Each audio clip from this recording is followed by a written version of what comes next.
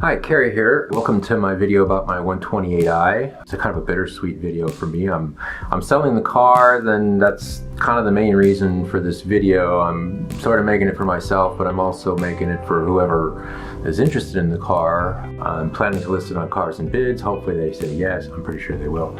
I just really appreciate this car. You get one of these cars and you sort it out, and I think the bang for the buck is pretty hard to beat. So I ended up with this car. We got it back up to a 135 that I had. That car was an absolute riot. It was a real hooligan. It was a 2011. It had a N55, twin scroll turbo, not the N54, which is kind of a different animal. I specifically searched for the 55 because I figured it'd be more reliable. And while it was more reliable, still a turbo car with a lot of things to deal with.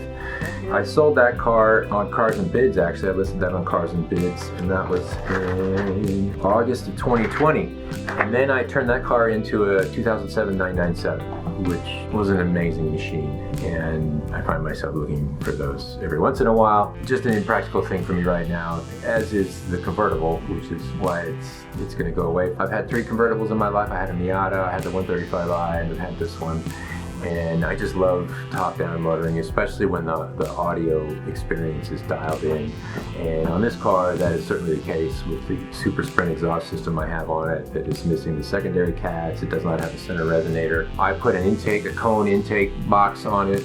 These are made out of ABS plastic.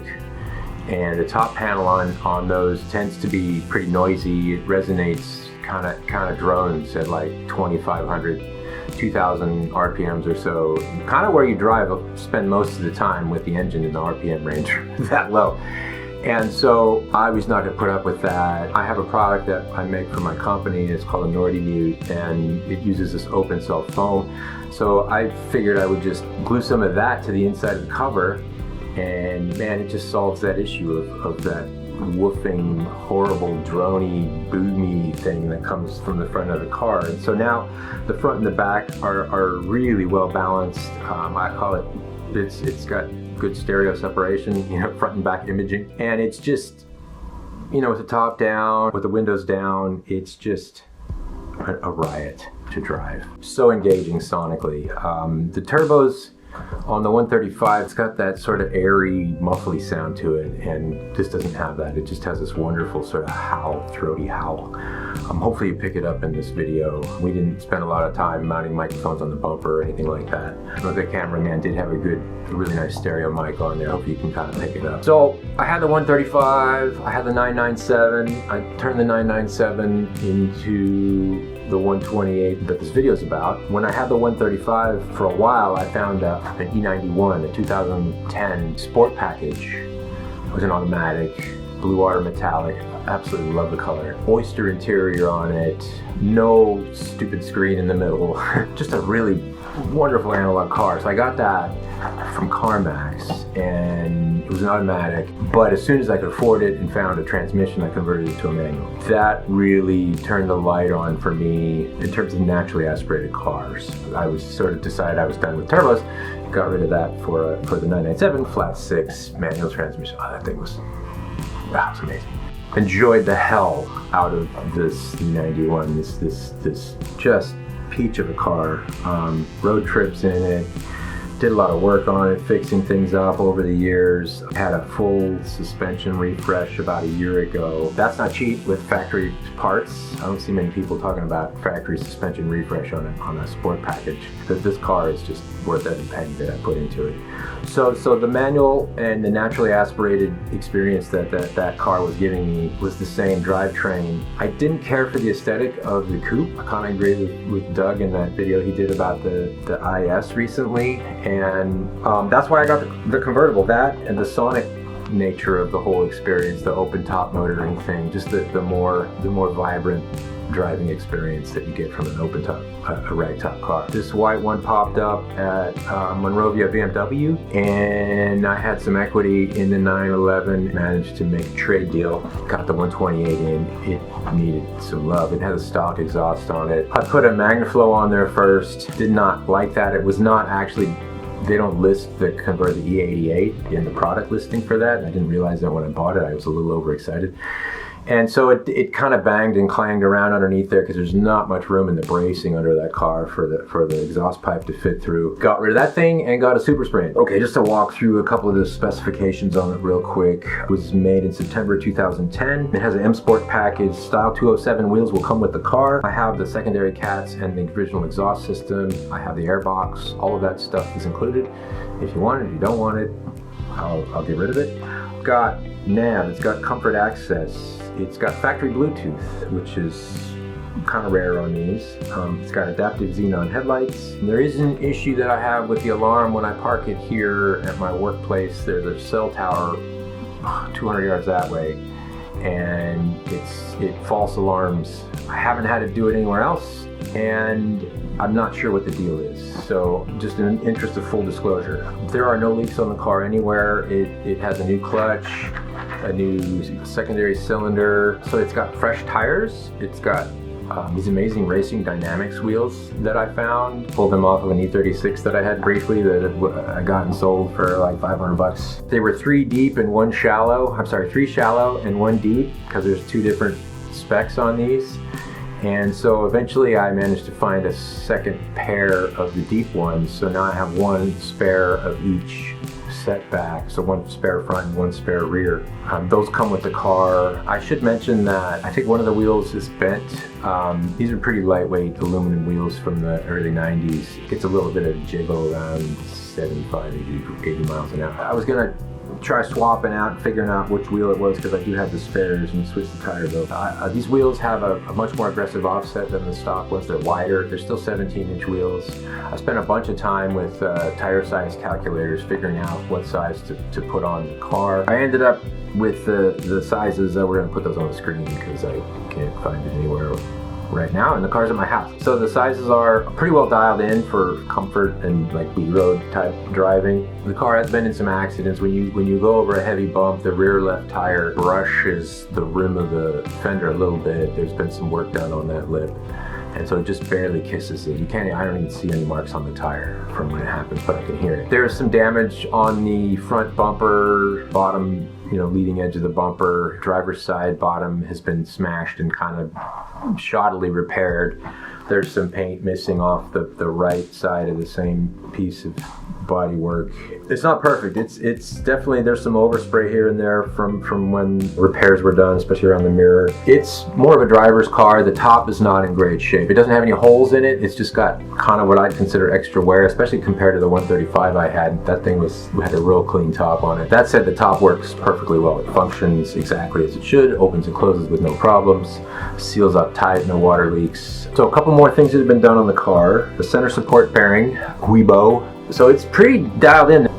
Get in and drive. Put the top down and find a windy road through the mountains, and I mean, you're gonna have a great time with this car. And I'm not anymore because I'm letting it go, so I'm gonna miss it. Someone else should enjoy it. What I'm really hoping is James from Throttle House finds this car. We'll see. Anyway, hope you enjoyed this video, and I hope whoever ends up with the car enjoys it. I think this platform is fantastic, especially for the money, and especially because cars are so crazy expensive right now. Buy something awesome that needs a little work, fix it up, and you're going to be happier than buying a new car that costs $1 gazillion and just doesn't do what the circa 2010 BMWs are just where it's at for me. I have a hard time looking elsewhere right now. I guess I have a thing for German cars. There's a Volkswagen bus. I have content about that and how it came to be. Shot some footage when I picked it up in Idaho over a year ago now. That's another story.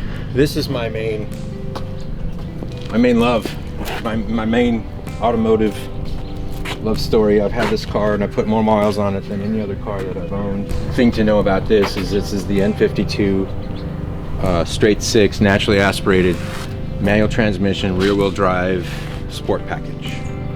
It was an automatic. I had to convert it to manual. It's worth every penny because this thing puts smiles on my face almost more than any other mechanical relationship that I have. And this car has the same drivetrain. N52 manual transmission, rear-wheel drive. It's also an M Sport package. Both of these have what I'd call a patina, like a well-loved and played instrument. So this was made September of 2010. So I think it's a 2011 model year. And it currently has just shy of 80,000 miles on it. I replaced this part here. I've done a lot of mechanical work to it.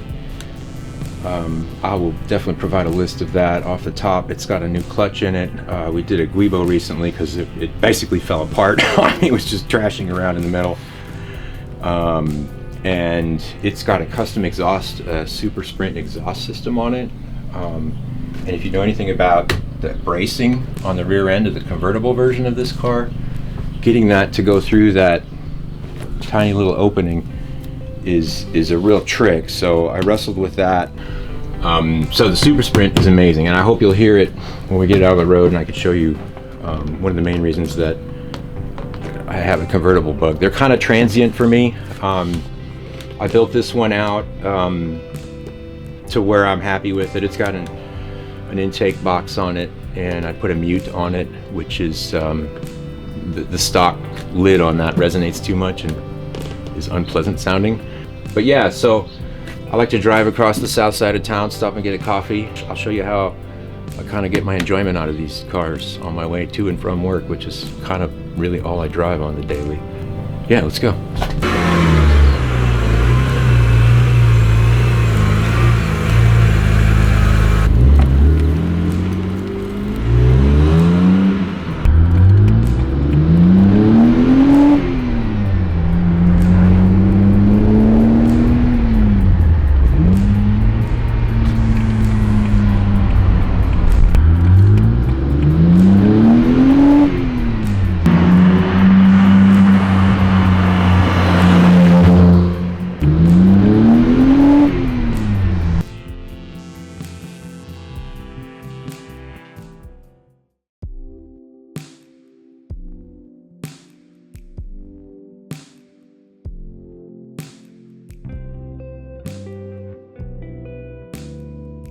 That's my buddy Nick, one of the owners of this car. What's up?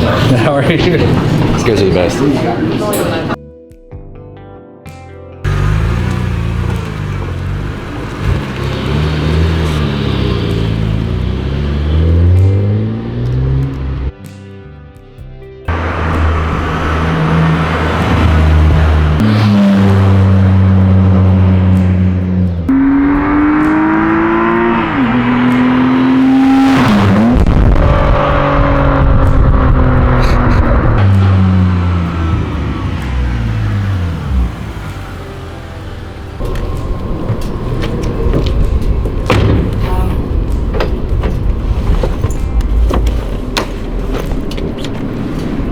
That is. Other than salvation.